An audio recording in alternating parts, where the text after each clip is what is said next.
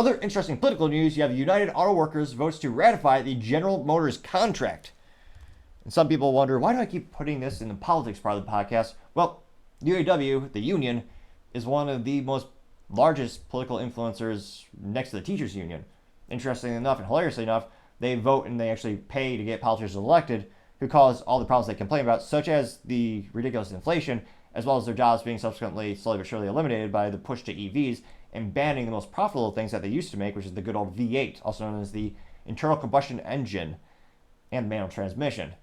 Now, it looks like a majority, and this is thanks to Kate Chapman, actually on LinkedIn, they noted that, quote, a majority of UAW workers have ratified a labor deal reached with General Motors.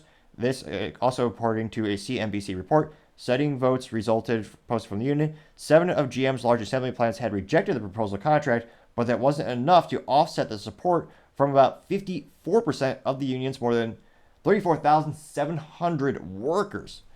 While the vote has yet to be finalized, outstanding results from facilities representing more than 1,400 workers couldn't beat the 2,500 vote margin in favor. The deal, like the one in Stellantis and Ford, includes a 25% wage increase, but some members were looking for better retirement benefits and a shorter work week, unquote. Which, again, the level of effort, I can't help but notice the best things that you all own, love, and cherish are all made by private sector, non-unionized companies. You know, like the iPhone, Toyotas that last forever. And yet they were arguing they should get paid for a 40-hour work week, but only work for 32 hours.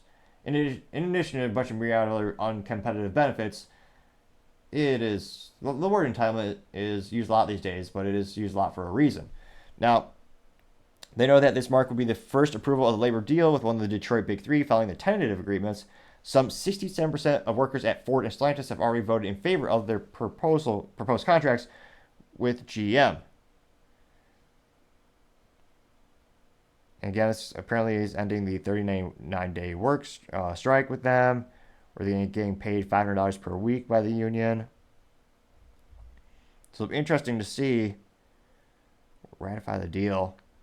How much is going to, I can't imagine how much your next vehicle is if you're going to, well, for the people who choose to buy General Motors products, it'll be interesting to see how greater the cost is per vehicle, especially compared to the competition. And I can't help but wonder if the quality will go up. But again, I was going to say, for investors and people who are interested in General Motors, this was not, it's one of those things where they're damned if they did, damned if they don't. Because again, a 25% increase in wages, that's not going to be good for the balance sheets. And people keep forgetting, a lot of the articles fail to mention, General Motors has a lot of long-term debt. We're talking in the billions of dollars that they eventually need to pay back. There's a lot of parallels between General Motors and the U.S. government. That's not a good thing. And also GM has a long track record of going bankrupt ever since Billy Durant founded the company all those years ago when he combined Buick and Oldsmobile. He actually founded the company, went bankrupt once. Fun little history lesson. He teamed up with a French race car driver by the name of Louis Chevrolet. They started making consumer vehicles, built that business up where Billy was able to buy the GM back. They went bankrupt again. He was forced out. And then back in 2009, they went bankrupt again, in part because of the high absorbent cost benefits and retirements and all entitlements from the UAW. In addition to obviously the global economy with the whole housing crisis, but it's a huge contributing factor. And again, they're increasing that cost by 25%. It'll be interesting to see again how are they going to do long term? Because again, GM, they got the dealerships, which again, it's not my idea. The CEO of General Motors wants to compete with Tesla. That's what Mary Barra wants to do.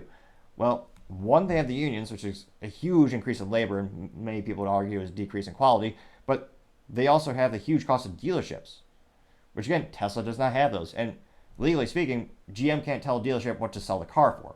It's an independent business. It's kind of like a licensing franchise agreement where they have the rights to use the GM product names and everything on their signage. But I mean, GM doesn't see a penny of that, $10,000 markup they put on that, or the $100,000 markup they put on the new Corvette.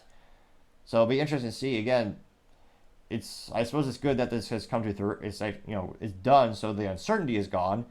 Now the real question is, what's going to do long term? Even interesting more, will the union continue to contribute greatly to political parties that cause many of the problems that they espouse that they don't like? Let me know in the comments. It'll be fascinating to hear what you have to say. Thank you again, everyone, for taking the time to tune in again today. Don't forget to take the time to subscribe. We're trying to get to 4,000 subscribers by the end of November. So if you could click that button, I'd greatly appreciate it. Also, leaving a comment is a great way to give me feedback. Let me know how I can make the show better and better and improve the quality. Lastly, don't forget to take the time to tell your family, tell your friends, tell your coworkers, heck, tell your enemies, tell anyone and everyone.